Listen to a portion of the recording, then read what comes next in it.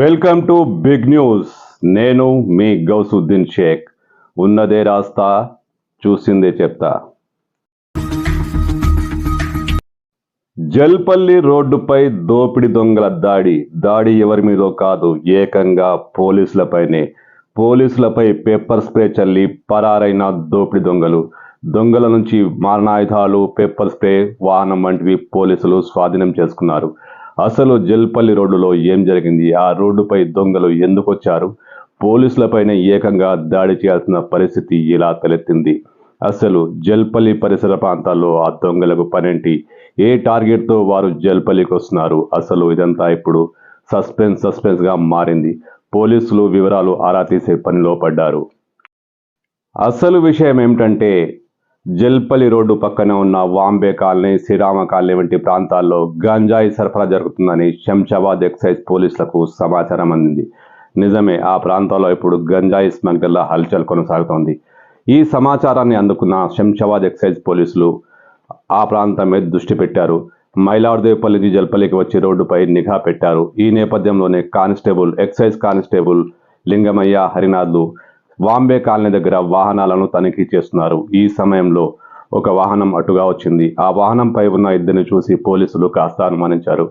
అంతే, పోలీసులు తమను చూసి గుర్తుపట్టారన్న భయంతో ఆ దుండగులు పోలీసులు దగ్గర రాగానే పెప్పర్ స్ప్రేతో దాడి చేసి పోలీసులు తేరుకునే లోపలే అక్కడి నుంచి పారిపోయారు. అయితే వారి వాహనం మాత్రం అక్కడే ఉండిపోయింది.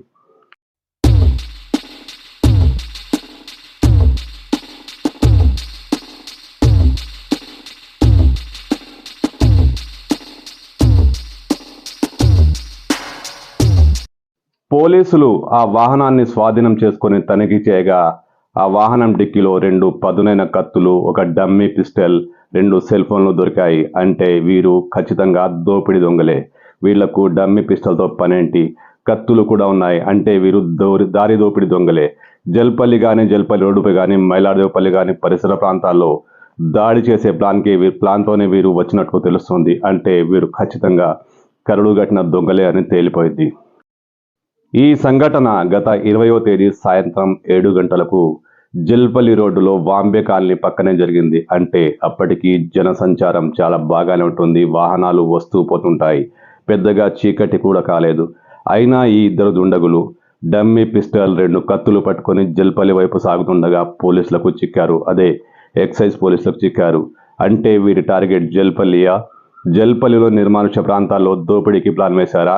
ఎందుకంటే జల్పల్లి చుట్టూ నిర్మానుష్య ప్రాంతాలపైన రోడ్లున్నాయి. ఈ రోడ్లపై సాయంత్రం పూట వచ్చిపోయే వారిని దోచుకోవడమే వీరి ప్లానా? జల్పల్లి వాసులు ఇప్పుడు కొంచెం టెన్షన్ పడాల్సిన టైమే ఇది. అయితే ఈ ఇద్దరు దోపిడి దొంగలు పోలీసులకు దొరికిపోయారు. మైలార్దేవపల్లి పోలీసులు ఆ దొరికిన వాహనం ఆధారంగా ఆ నిందితులను పట్టుకున్నారు. వీరిద్దరూ పాత బస్తీలోని తీగలకుంట పరిసర ప్రాంతాలకు చెందినవారు. ఒకరు మతీన్ ఖాన్గా, ఇంకొకరు కరీం ఖాన్గా గుర్తించారు. వీరికి లేని చెడు అలవాట్లు లేవు. వీరు ఎప్పుడూ మద్యం సేవిస్తూ, గంజాయి సేవిస్తూ మత్తులో తేలుతుంటారు. ఆర్థిక అవసరాలు బాలేని టైంలో సునాయాసంగా డబ్బులు సంపాదించేందుకు వీరు దోపిడీలకు పాల్పడుతున్నారని పోలీసులు గుర్తించారు. అయితే వీరిపై ఇంకా ఎన్ని కేసులున్నాయి, ఎలాంటి నేరాలు చేశారనే విషయంలో పోలీసులు లోతుగా దర్యాప్తు చేస్తున్నారు. ఈ సంఘటనతో జల్పల్లి కాస్త డేంజర్లో పడినట్టే తెలుస్తుంది. ఏకంగా పోలీసులపైనే పెప్పర్ స్ప్రే దాడి చేసి ఆ ఇద్దరు నిందితులు పారిపోయారనుకుంటే, అంటే దొరకడం వేరే విషయం. కానీ ఇలాంటి సంఘటనలు ఇంకా జరిగే అవకాశం ఉంది. మైలార్దేవపల్లి నుంచి జల్పల్లి వరకు వచ్చే రోడ్డు సాయంత్రం 7-8 కాగానే నిర్మానుష్యంగా ఉంటుంది. ఈ రోడ్లపై ఆకతాయిల ఆటలు ఎక్కువగా సాగుతుంటాయి. సేమ్ టు సేమ్ పహాడీ చెరువు నుంచి జల్పల్లి వచ్చే రోడ్డు కూడా ఇలాగే ఉంటుంది. ఈ రోడ్లపై రౌడీలు, గుండాలు వీళ్ళది రాజ్యం. దొంగల పని ఇంకా సులువే. ఎందుకంటే జల్పల్లి వాసులు రాత్రిపూట తమ పనులు చేసుకుని ఇంటికి వచ్చేప్పుడు వీరి నుంచి కాస్త జాగ్రత్తగా ఉండాలి. ముఖ్యంగా పోలీసులు ఈ 2 రోడ్లపై ప్రధానంగా దృష్టి పెడితే కాస్త వెసులుబాటు ఉంటుంది.